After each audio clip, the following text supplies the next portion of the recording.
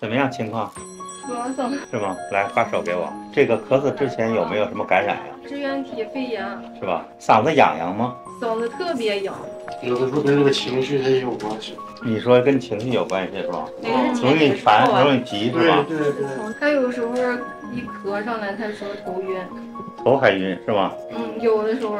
来，小伙子最近吃东西怎么样？吃倒是还行，但是最近吧，他有时候说没胃口，不想吃。对，不如以前。但是有时候让他吃吧，他也倒是也还行，吃着。有喜欢吃的东西吗？比较喜欢的？我们挺控制的。挺控制的是吧？对。一定要控制啊！其实我想问的就是这个问题。对他平时什么凉的呀，就是特别甜的，就零食都不怎么吃，也就是吃点蛋糕什么的。蛋糕也得少吃，蛋糕的含糖量也相当高，咱们务必配合控制一下啊，否则我这白忙活半天，到时候吃一段时间感觉好了，怎么又反复了？其实咱们有时候控制不好出现的问题。